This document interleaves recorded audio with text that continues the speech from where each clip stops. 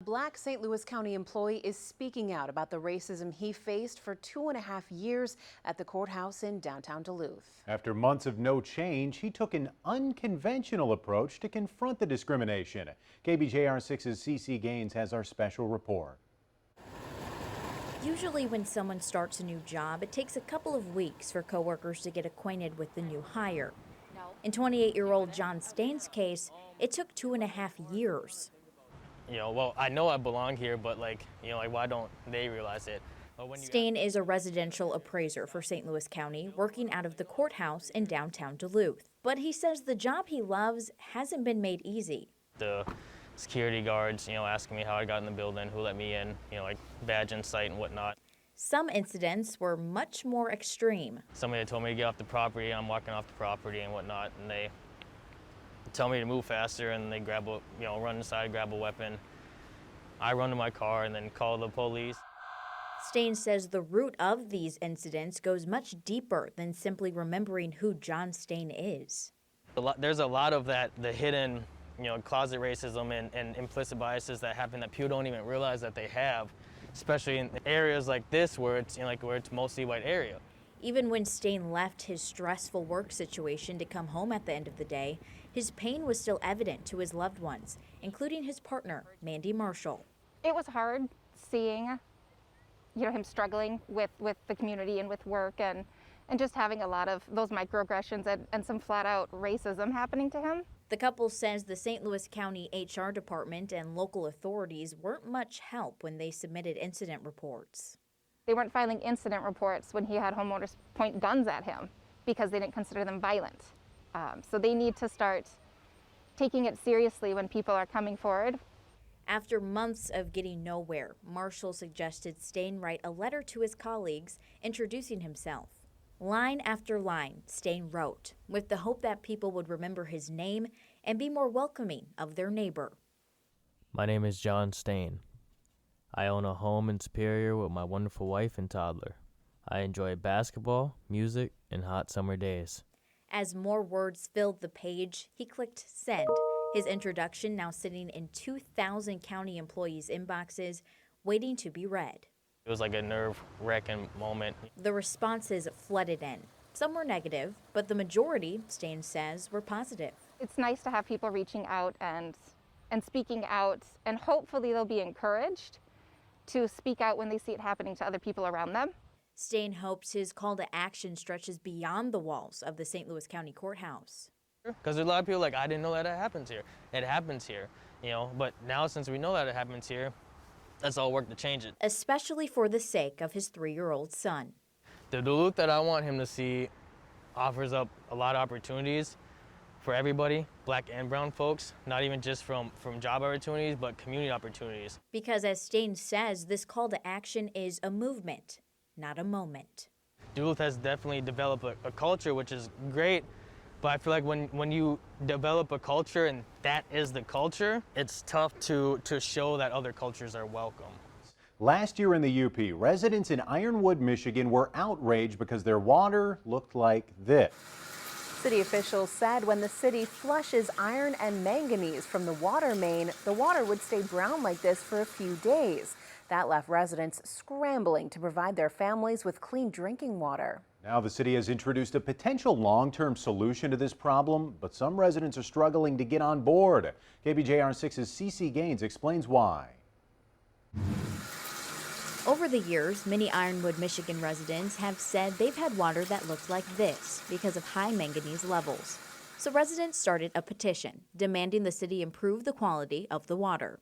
Some residents were so fed up they packed up their bags and moved across the state line to Wisconsin. Others took matters into their own hands and filtered the water themselves. Fast forward to a year later, the city and most residents seem to be in a better place. We broke the city into 8 different zones and did a thorough flushing of every zone. So it took longer, but I think it was probably a more effective process. As residents continued to stress the severity of the issue, the city went to work to fix it. Ironwood officials hired an engineering firm to conduct a water quality study and find solutions to remove the manganese from the water. The recommendation was ultimately to effectively remove manganese, it'd be through a water treatment system. That recommendation comes with a roughly $10 million price tag. a price tag many residents aren't willing to foot the bill for. And we're losing population as it is, so who's going to continue to pay for it? More costs will continue to drive people out of the city. It shouldn't be on the water customers or the residents of Ironwood to have to fix it. That's why the city is applying for state and federal funding to offset the increased water bill rates that would trickle down to residents. We're asking people to be patient. We need to get the information back from the state and federal funding agencies so we know what their grant portion would be, and then that can help dial in what the water rate adjustment would need to be. Since the water has slightly improved, many residents believe there has to be a cheaper alternative to a new water treatment plant. When we had Virginia Tech over a year ago come in to explore some of the possibilities and examine our water, they also mentioned that perhaps there wasn't a need for a water filtration plant. With differing opinions on how to fix this issue, the city is encouraging residents to voice their opinions as they move toward a feasible solution. And the discoloration is a concern of the residents, and it's a concern of ours. We're all residents here in the community too, so we utilize the same water system. Hopefully, if the city decides to go that route, it's absolutely needed that we go that route. It's a basic human need most of us take for granted, but tonight on the Iron Range, 11 families are happy to have running water once again. At a Hibbing mobile home park, residents spent 9 days without it. A leak caused the water bill to increase, and the bill went past due. And even though water is running again tonight, residents fear it could happen again. KBJR 6's CeCe Gaines spent the day at Forest Heights Mobile Home Park with some frustrated homeowners. It was horrible. It was really bad, especially with the heat the way it is. After 9 days with no water, 11 families at the Forest Heights Mobile Home Park in Hibbing are rejoicing. My dishes are all dirty and I ran out of clean clothes. So today I was like, oh, I get to have clean clothes and I get to do dishes. Officials say a water leak at the mobile home park caused the water bill to increase. While the landlord tried to settle the bill, it went past due. The residents there actually pay for their water through their rent. So since the landlord had not made the payment, the water had been shut off. Officials say the bill was tens of thousands of dollars, but there is still a small balance due. Regardless of what's left on that, we need to get the water turned back on. And if the landlord can't pay the remaining balance, the city will pay off that and then assess him later on his taxes if need be. But the city was not the only one to step up. Help also poured in from community members. They brought gallons of water to each home, offered to pay part to the water bill, and on Friday, Hibbing High School opened their locker room doors so the 11 families could shower. It was really, really awesome to see the city of Hibbing step up and say, we got your back. But some mobile park homeowners are concerned this will happen again. I'm worried about keeping my family here. Despite concerns, the manager of the mobile park says the landlord is taking steps to ensure this won't happen again. We're trying to get on top of it now. He's already hired a contractor to come in and fix the water breaks. Until then, residents are looking forward to the warm summer weekend ahead. I can't wait to cook a meal. It's going to be great. As the pandemic continues, every aspect of life is changing, including the way we find and celebrate love. As KBJR 6's CeCe Gaines found out, the year of the micro wedding may be love's saving grace. First comes love, then comes marriage. But during our global pandemic, some couples have been forced to completely cancel their wedding, leaving local event planners struggling.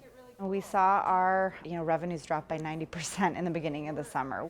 Other couples chose to tie the knot regardless of the pandemic. That's where Northland Special Events comes in. The wedding and event planning service has been coordinating Northland nuptials for 10 years now. As the pandemic rages on, owner Mariah McKechnie says she's had to breathe new life into her wedding business.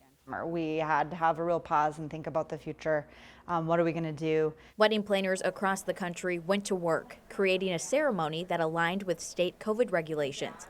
That's when 2020 became the year of the micro wedding. We're talking under 20 people, nearest and dearest family, and keep it really personal, beautiful, and intimate. And honestly, it's been one of the best things I've seen happen to weddings in my career. Third weekend in October, we had a snowstorm unexpectedly Saturday morning, and the couple was super flexible and excited about an adventure. That adventure brought Ashley and Corey Bossart to Chester Park here in Duluth, saying "I do" in front of 15 family members. Having the micro wedding was just, the family there was just a lot more intimate, and you felt like you really got to spend some time with your family. Everything went so smoothly. And then when we got the pictures back too, it just looked like a snow globe. The couple planned a much larger wedding, looking to celebrate their love with 200 people. When their venue placed COVID restrictions on their big day, they turned to Northland Special Events to make their dreams a reality.